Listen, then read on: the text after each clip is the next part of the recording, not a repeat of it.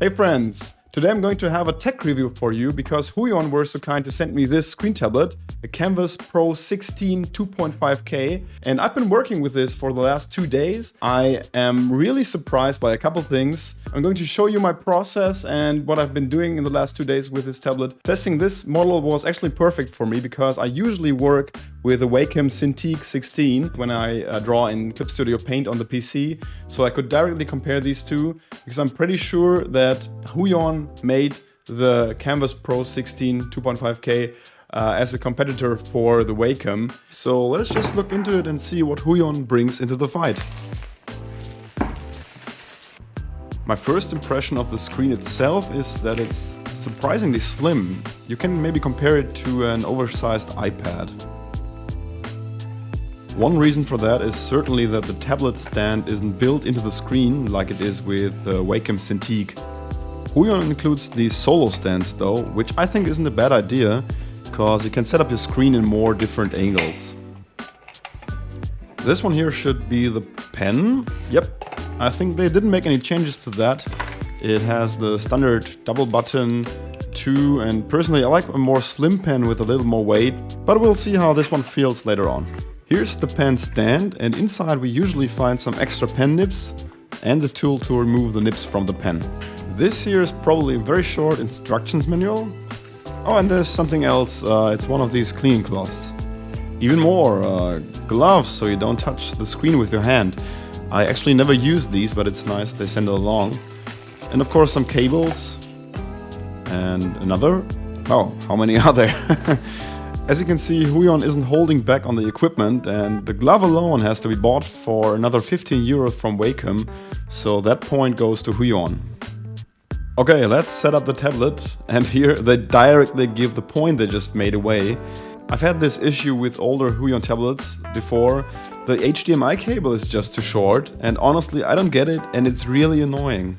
I'm also not a big fan of having the cable plug on the left side of the tablet. I think a center plug like the Wacom has works better for more desk setups. Anyway, so I moved my PC tower a bit to meet the tablet in the middle, so let's switch this thing on. The way worse annoying thing was probably coming up next anyway. An issue I had about older Huions was the driver, and I instantly had a bad feeling when I installed the latest version of the Huion software because it used to basically make good machines run bad for me. But here's the great news, the current software runs absolutely smooth and setting everything up worked like a charm, and so far I didn't have any issues. You can also easily change the express key bindings and change the pen pressure and buttons. And something that I think is new is that you can change the color mode and saturation of the tablet, which I think is great. Older Huion tablets often had the problem that you couldn't really tweak the colors like the way you wanted it to be. And I think this shouldn't be an issue anymore, or at least you have more options to tweak the colors. Alright, all set up and we're ready to draw. I'm using Clip Studio Paint for this test. It's my usual drawing software when I'm not using Procreate on the iPad. The pen pressure feels alright to me. I'm testing this here with a couple of my brushes from the plastic brush pack. I'll link the brushes in the description. Time to come up with an idea for a drawing. I think I'm going to make an Aloy fan art from the Horizon games. While I'm doing the scribble for a portrait, let me tell you something about the surface of the Huion. The Huion has a matte anti-glare surface that is supposed to make a screen protector unnecessary. I'm not sure if a protector wouldn't make sense to not scratch it anyway, but it certainly feels good. The surface isn't super rough, but gives a little friction so drawing feels natural to me. I think that's a very subjective thing, so you just gotta try it out. And I'm pretty sure if this doesn't give you the friction you need or too much, you always get a protector that meets your needs. In general, it's very similar to the surface of the Wacom Cintiq. I don't really feel any difference here, and they're both doing a good job. What I like about the Kamvas Pro 16 2.5 is that the display quality looks great. The 1440p resolution creates a nice crispness. Not worlds apart from the Full HD Wacom, but there's a difference. Oh, by the way, here's my Aloy scribble. I'll head over to the outlines next using my Tony Montana brush. Back to the screen. The brightness is improved compared to other models. One thing that I noticed though was that it has a little colorful grain or noise. It's most visible where the screen is white. I know this from using the paper-like protector on my iPad, and I guess it comes from the matte surface. This isn't a big problem, but it still can confuse you. I'd recommend double checking colors on a second screen if you want to be as precise as possible. Let's look into my preferred settings for the express keys and the pen keys next. The Huion Kamvas has 8 express keys, which is a lot to cover essential shortcuts.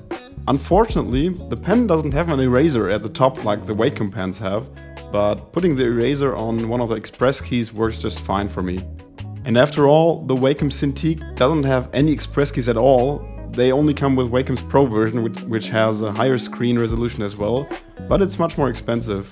I also like to have quick save on one key, and other tools I like to add are color fill or eyedrop, but it really depends on your personal workflow. As I mentioned before, the pen has 2 buttons, and I've got the same setup since I use pen tablets, so for lots of years I always have canvas scroll on one button and undo on the other one.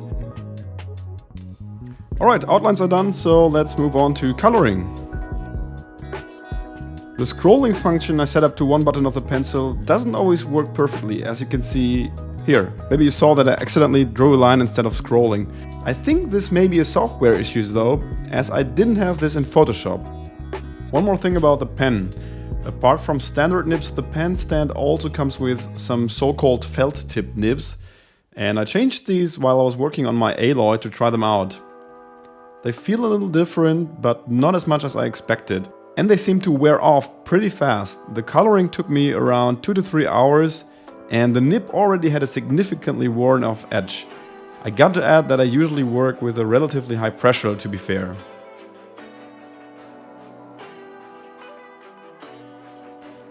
It feels like I had several smaller aspects to criticize up until here, but what about the most important part? Is it a good drawing tablet? And to be honest, all of these smaller points I made are not very relevant, as I had a blast working with the Huion Kamvas Pro 16 2.5K. The drawing itself feels super direct, the parallax effect from older models is gone, and it's so nicely built. It looks, feels and works like gear that costs a lot more than it does. When working with other tablets, I often have this urge to go back to my iPad and Procreate, but this thing combined with Clip Studio Paint is a powerful setup. I've been thinking a lot about the differences between my Wacom Cintiq 16 and the Huion, and I couldn't find many when it comes to the core usability. The pen responsiveness is good, it doesn't do unwanted or unpredictable things, and just feels very natural in general. So why would you pay a couple €100 extra for buying the Wacom? I honestly don't see a good reason anymore. The Huion even has express keys and in my opinion, more flexible solution for the tablet stand. And yes, you can get the Cintiq Pro version with express keys and the 1440p resolution, but it costs you even more. I did not expect this outcome and can definitely say that Huion is on a good way of building competitive drawing screens. I will keep using my Kamvas and may even replace my Wacom with it, and I'll let you know if any new insights come up while using it over a longer period. And here's my final alloy artwork. It took me around 6 to 8 hours total, and I hope you liked the interpretation. I hope you found this review and the comparison of the tablets as insightful as me. For me it was really a surprise how good the Huion actually is, and after the 2 days of testing I can honestly say you don't really compromise for a low price anymore if you get the Huion, and Wacom I think they have to step up their game to catch up with the lower price tablets. I hope you liked my very first tech review on this channel. Please let me know in the comments how you liked it. And I will be back with more tablet reviews soon because I have 2 more tablets I'll be reviewing soon from Sense Labs and from XP Pen. Stay tuned for that. Thanks for watching. See you soon. Bye.